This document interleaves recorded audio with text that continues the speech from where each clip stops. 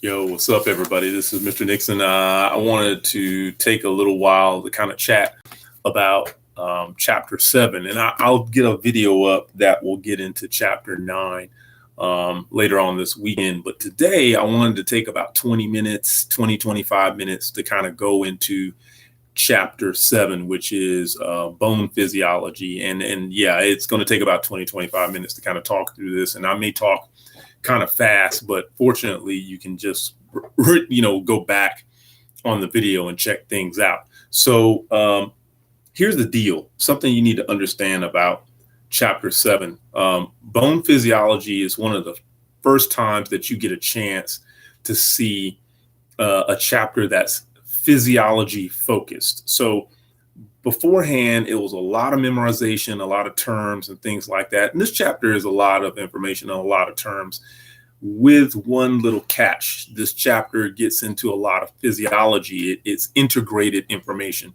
So some of the things that I'm going to talk about with you today will actually overlap, and you'll need to understand some of it to understand the next concept, and you'll see as we go along. One of the things I wanted to talk about first and foremost is that bone tissue is alive. And most of the time when we talk about bones, we talk about like things like, this is one of my bone pins, but I got a bunch of these things. But, most of the time when we're talking about bones, we're talking, we have in our mind something that's an inanimate object like this piece of wood. So we kind of think in our minds along the lines of this piece of wood is an inanimate object, it's just this thing.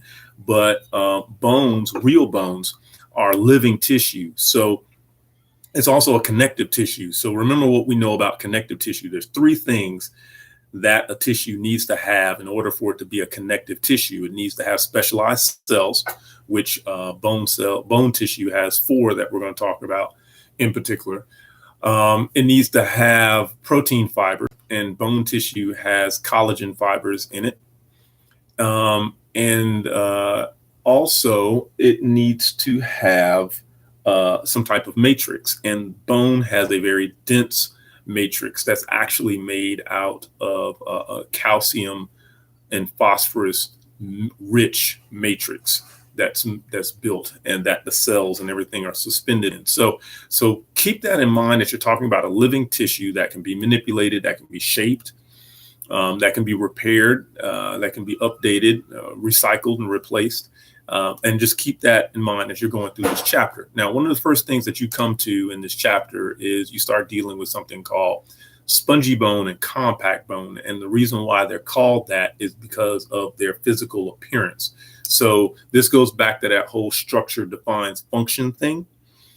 If you remember that structure defines function, if you look at spongy bone looks spongy. I mean, it looks like pound cake. It looks like the sponge that you use to clean your bathroom with. It's porous. It's got holes in it. It's got struts and grooves. It looks like you could pour water in it and that it would hold all the water in all the little holes and spaces that's in there. And then you have compact bone, where if you looked at compact bone under a microscope, it would look like you took layer upon layer of bone, a flat bone, and then compacted it together in a tight compacted cylinder all together. So when you look at compact bone is like, it's round like this. It's a cylindrical shape. The basic functional unit of compact bone looks like a cylinder like that, and it goes around layers. So this would be the outer layer of some compact bone, and then there'd be another layer, and then another layer, and then another layer. Hey, Jenna, how's it going? Thanks for checking in.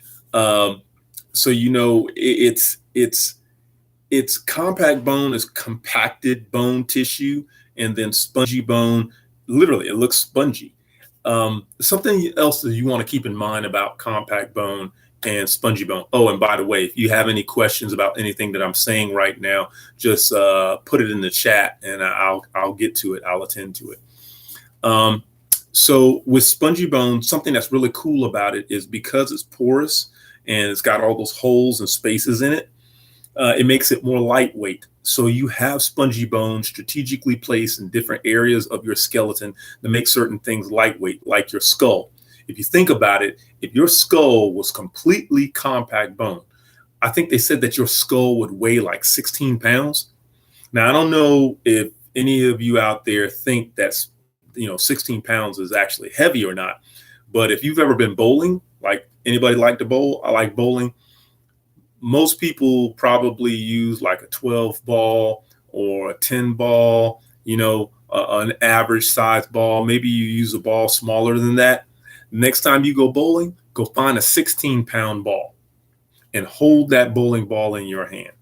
If you can hold it in one hand. Some people may not be strong enough to hold it in one hand. They may have to hold it with two hands. And then you get a chance to see just how heavy 16 pounds really is. You're talking about if your skull weighed your skull, not all the contents in your skull, just your skull alone. If it weighed 16 pounds, you'd be walking around like this, looking like a bobblehead all over the place. We would all have neck braces everywhere we'd go to keep ourselves from snapping our own necks. So your skull is mostly spongy bone so that it's protective, but it's lightweight, so you can actually walk up and down the street without your head bobbing like this without a beat. Compact bone is found in things like your long bones, which are like in your arms. So the bones in your forearm, your radius and your ulna, the metacarpals in your hand, the phalanges in your fingers, your humerus, your femur, your tibia, your fibula, your metatarsals, the phalanges, your toes. Any of those long bones, that's compact bone. And the reason why is because you're talking about a bone with a shaft, and you're trying to transmit stress down the shaft, down the length of the shaft, away from a specific point so that it doesn't break and shatter. That in turn requires compact bone. Compact bone is rigid, and it has to take stress and then transmit that stress elsewhere.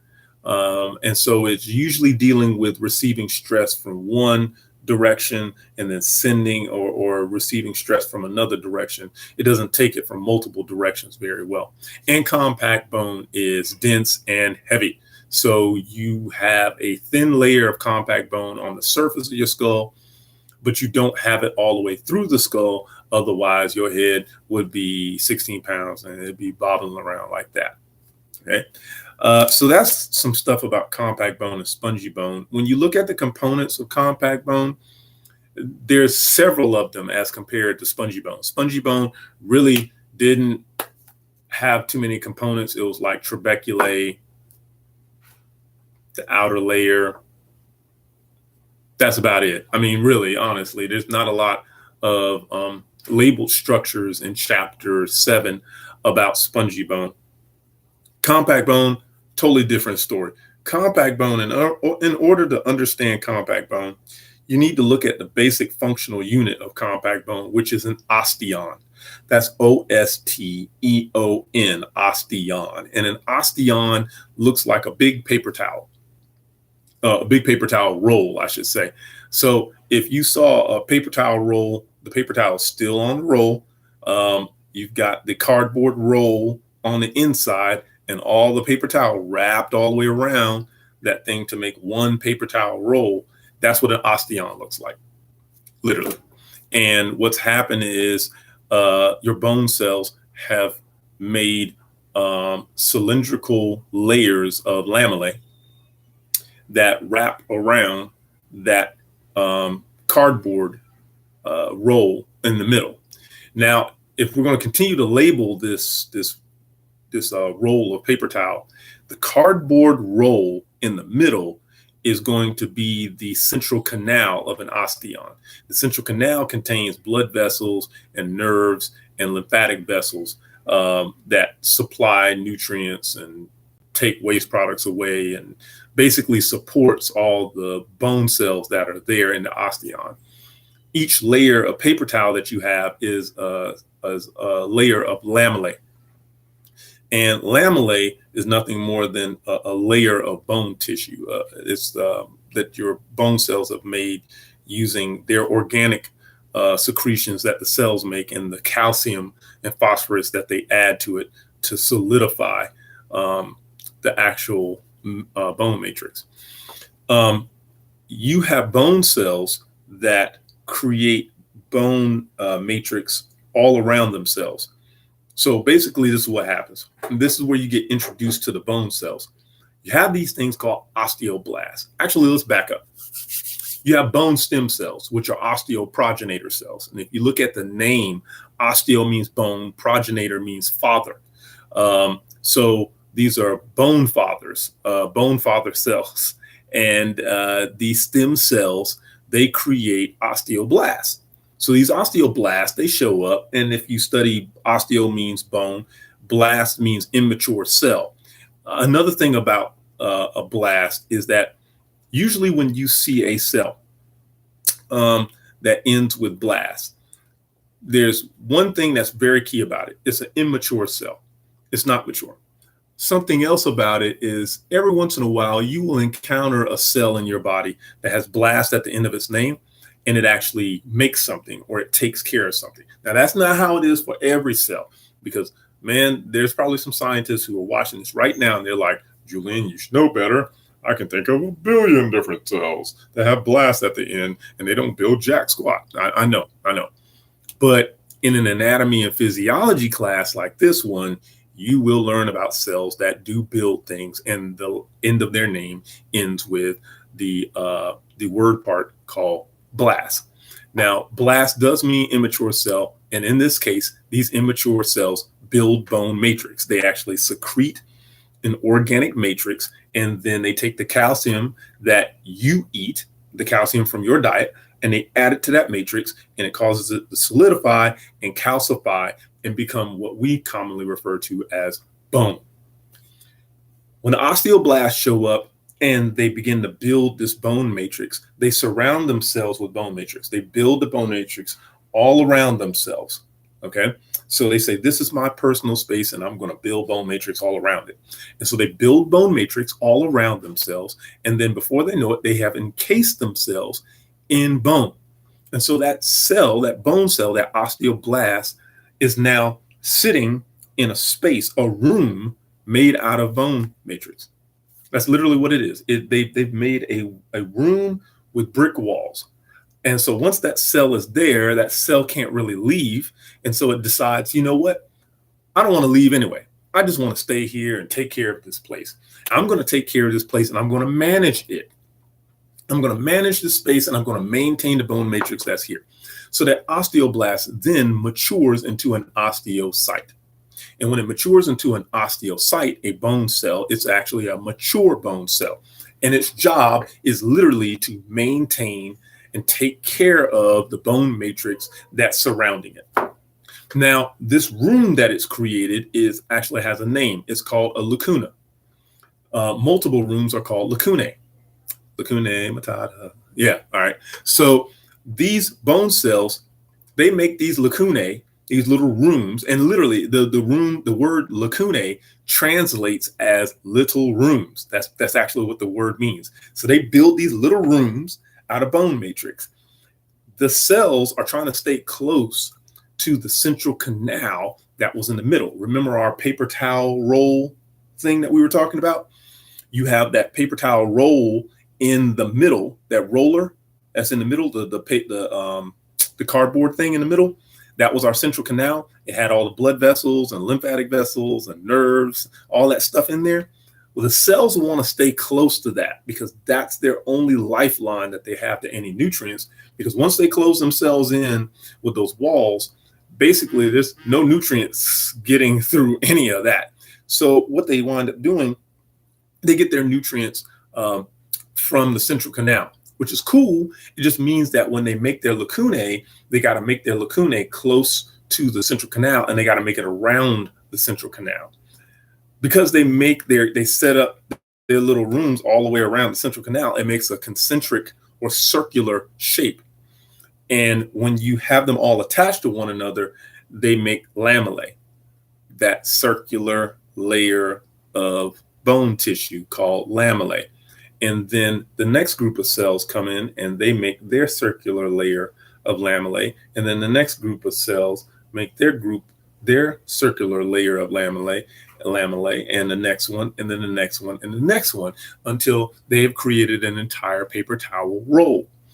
As a matter of fact, the rooms are not alone. If you've ever been to certain hotels, they have doors in between the hotel rooms. It allows you to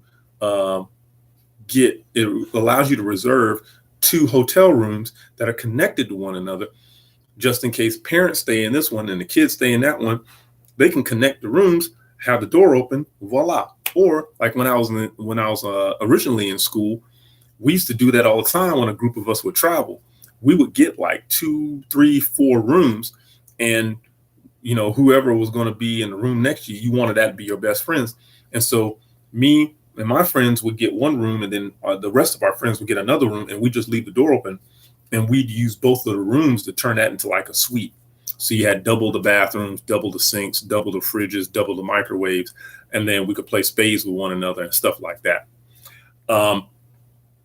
So the same thing happens with the lacunae. The lacunae have like a door that connects their little rooms. That little tunnel or door is more of a tunnel than it is a door for them. A little tunnel that leads from one room to the other, that's called a canaliculi. And if you look up the word canaliculi, culi means little, canaliculi literally translates as little canal. So they have these little canals that connect the lacunae, and it goes in a complete circle, which creates one lamellae. And then there's layers of lamellae that go on to create an entire osteon. Boom. You got it. You knew this. You were over there saying the words before they were coming out of my mouth. You got this. It's easy for you.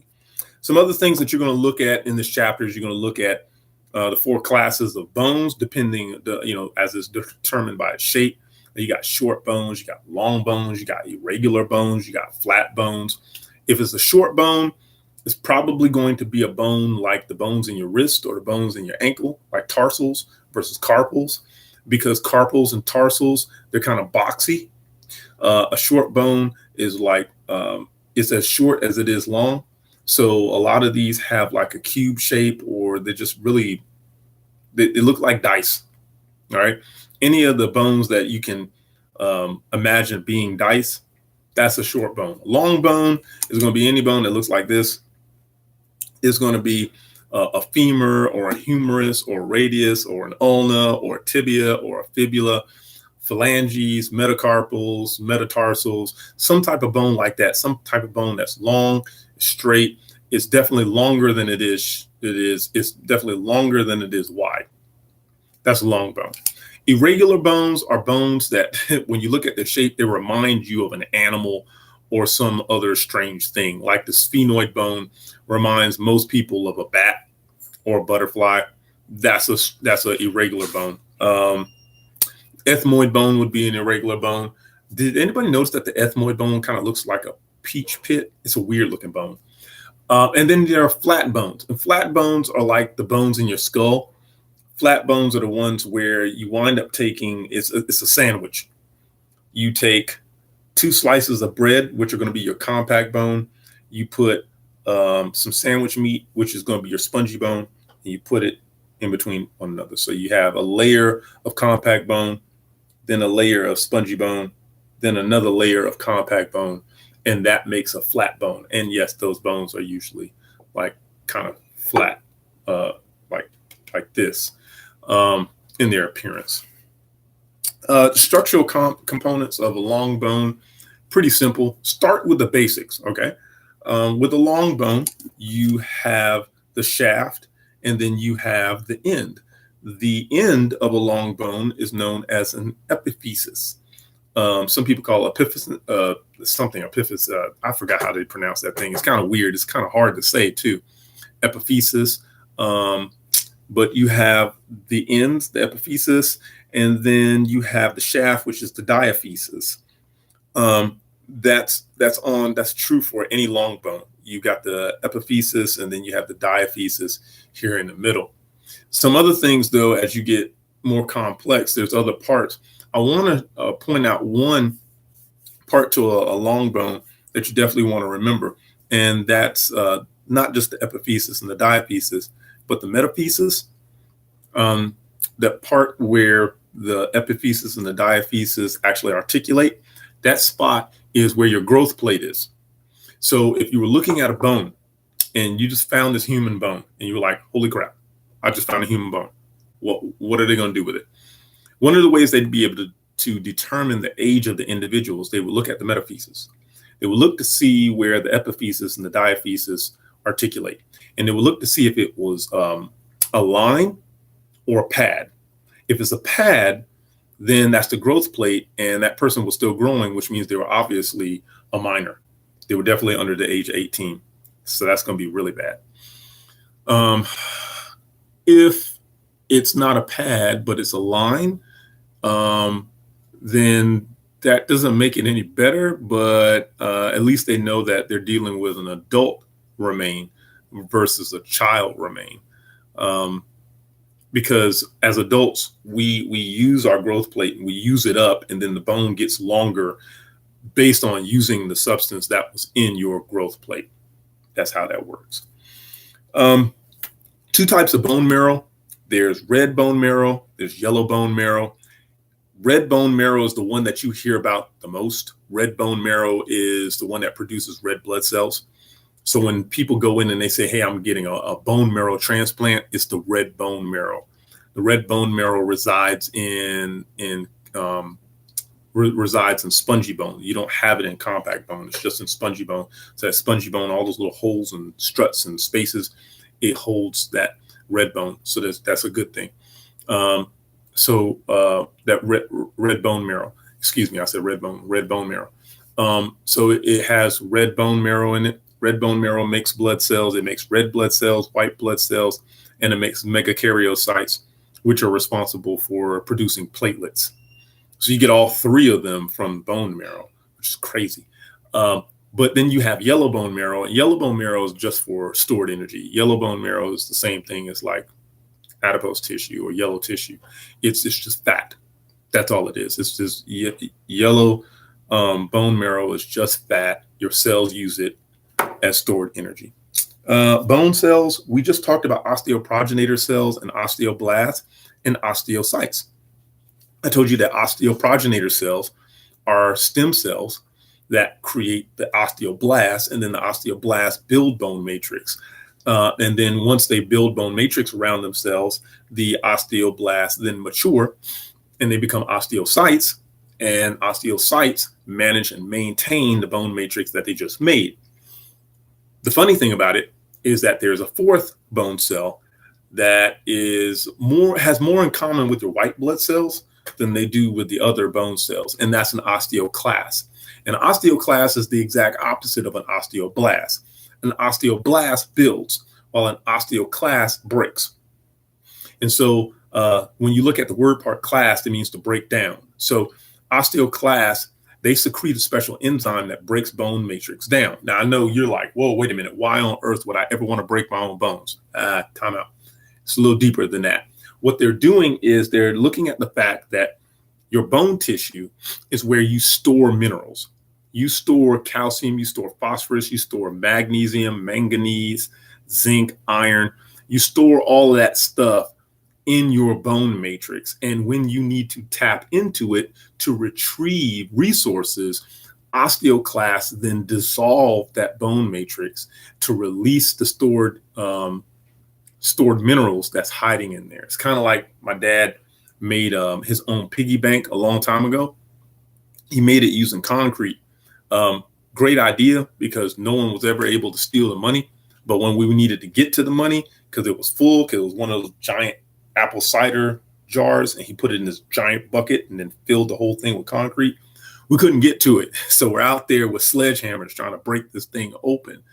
And one of the things that we didn't know was that when he put all the concrete around the jar, the concrete expanded and it kind of broke part of the jar. And so some of the money that he had placed in there got stuck into the concrete. So you're literally breaking the concrete open to get quarters out. It was wild. Great way to take off stress.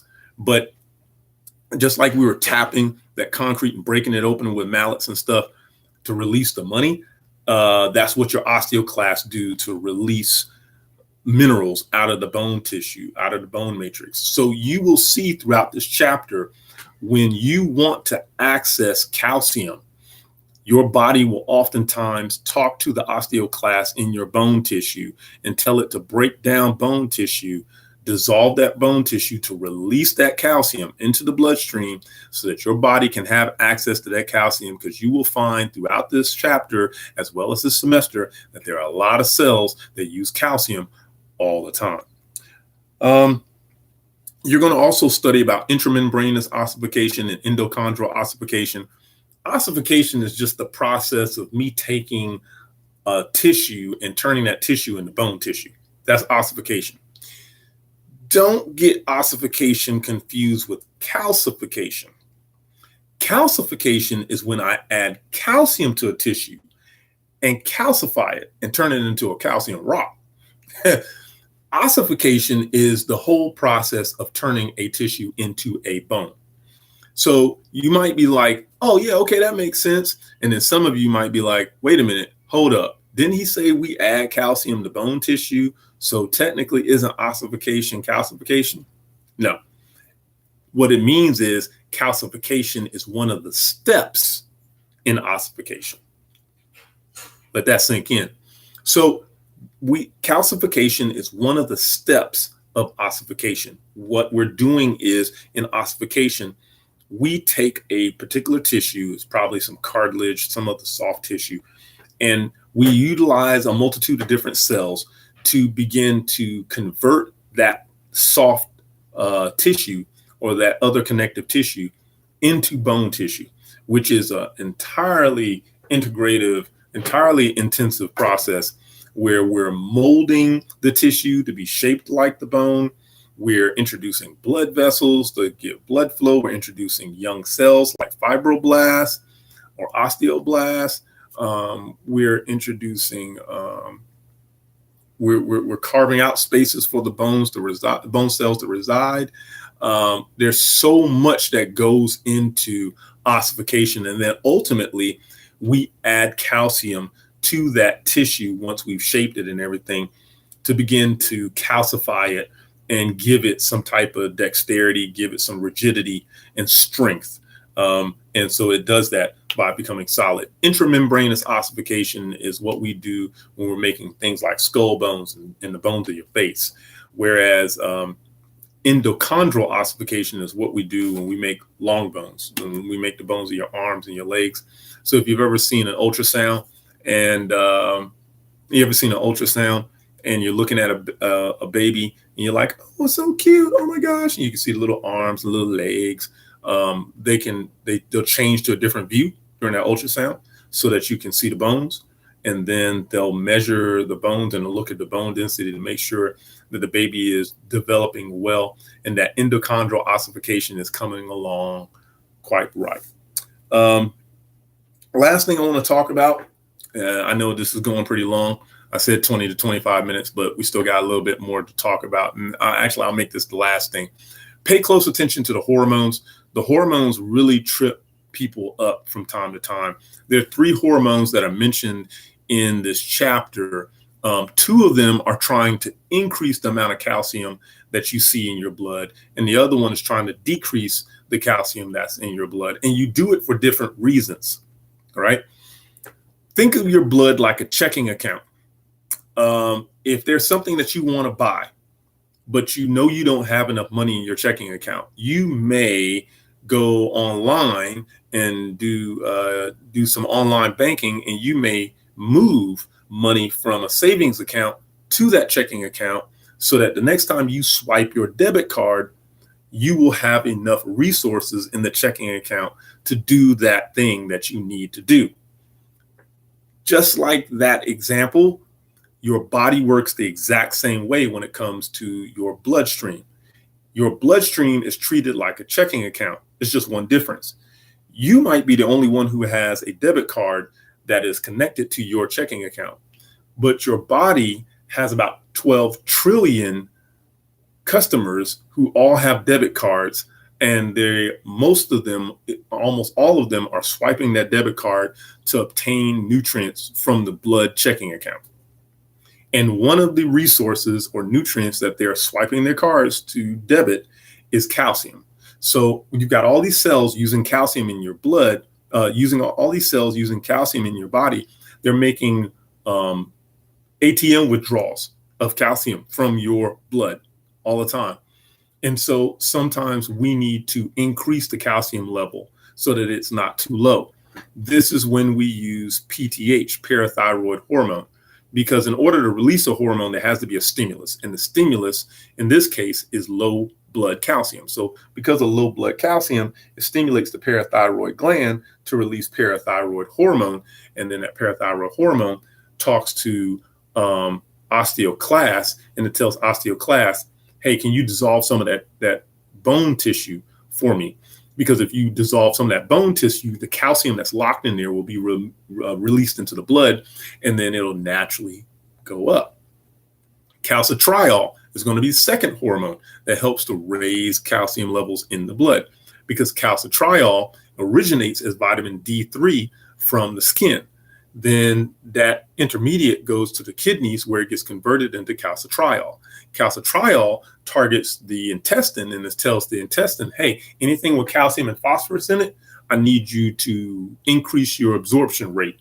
So if I were to go and release calcitriol, and then immediately after this video, I went and got a thing of butter pecan ice cream, and ate some butter pecan ice cream, the calcium in the ice cream will go into my digestive tract, and the calcitriol will cause my small intestine to absorb that calcium a lot more than normal. That calcium would then be available in my blood for my cells to use. So that's why PTH and calcitriol are the two hormones that increase blood calcium levels, but calcitonin tones down calcium levels in the blood, and it makes it go down. Now, the reason why is because calcitonin targets osteoblasts in the bone tissue. And remember, osteoblasts build. And if I'm building something, I need resources. So I'm going to start using resources to build something. So if osteoblasts, their job is to build bone tissue, they're going to require the calcium that's flowing through your blood. And that's exactly what they do. They go get the calcium out of your blood and build more bone tissue, which is not a bad idea. So even though your calcium levels go back down in your blood, they're probably going back down to normal as compared to what they were initially. And that is about that. So remember, PTH, parathyroid hormone, picks calcium levels up in the blood by getting osteoclast to break down bone tissue and release the calcium into the blood. Calcitriol is going to increase calcium levels in the blood by increasing the amount of calcium and phosphorus that is absorbed from the intestine. And calcitonin is going to tone down calcium levels in the blood by stimulating the osteoblast in the bone to take calcium up from the blood and go build some bone tissue and go use it for something, I don't know, progressive in life. All right, that's all we're going to talk about for right now. If you have any questions, please shoot me an email, make a post down at the bottom. Let me know what you got. And I'll get this posted soon, and we'll talk to you later. Have a good one.